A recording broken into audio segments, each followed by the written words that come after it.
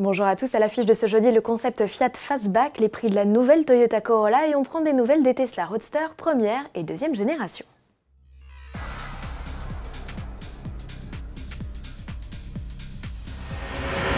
La 30e édition du Salon de l'automobile brésilien ouvre ses portes ce 8 novembre à Sao Paulo. Dans les allées de cet événement, le plus grand et le plus important d'Amérique latine, on croise des modèles inédits produits par des constructeurs que l'on connaît pourtant très bien.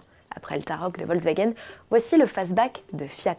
Autant vous prévenir tout de suite, lui non plus n'est pas pour nous. À quand l'arrivée d'un constructeur généraliste sur le segment des SUV coupés en Europe? À ce jour, c'est la chasse gardée des marques premium, Mercedes et BMW en tête.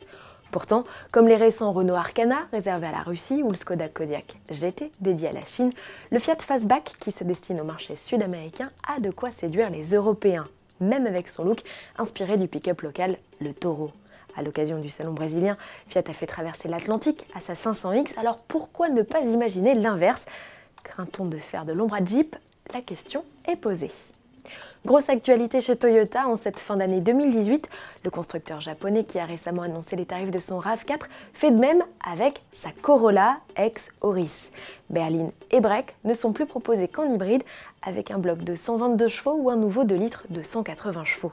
Ce dernier n'est associé qu'aux deux finitions les plus chics, mises à prix 30 950 € pour la berline. Les tarifs de l'Auris Touring Sport seront annoncés début 2019. Moins cher, le 1,8 litre s'affiche à partir de 26 950 € avec la version d'entrée de gamme active. Elle embarque de série la climatisation, les phares automatiques, le système de démarrage sans clé ou encore une panoplie d'aide à la conduite. Le niveau supérieur gagne lui des jantes 16 pouces, des anti-brouillard, la caméra de recul ainsi qu'un écran tactile de 8 pouces. Première livraison en mars 2019 pour la berline et en juin pour le break.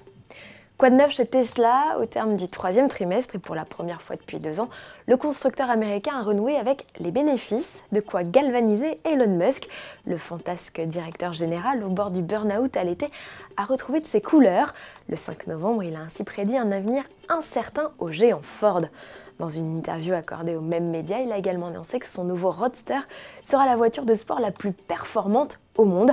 Avec son modèle 100% électrique, capable d'atteindre les 100 km/h en moins de 2 secondes, Musk a à cœur de détrôner les Bugatti Chiron, Hennessy Venom F5 et Koenigsegg Agera RS. Pas rien. À ce jour, c'est la firme néerlandaise qui détient le record du monde de vitesse pour une sportive de route avec 457 km/h au compteur.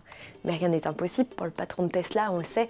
Souvenez-vous, en février, sa société SpaceX a propulsé dans l'espace un roadster de première génération avec au volant un mannequin du nom de Starman.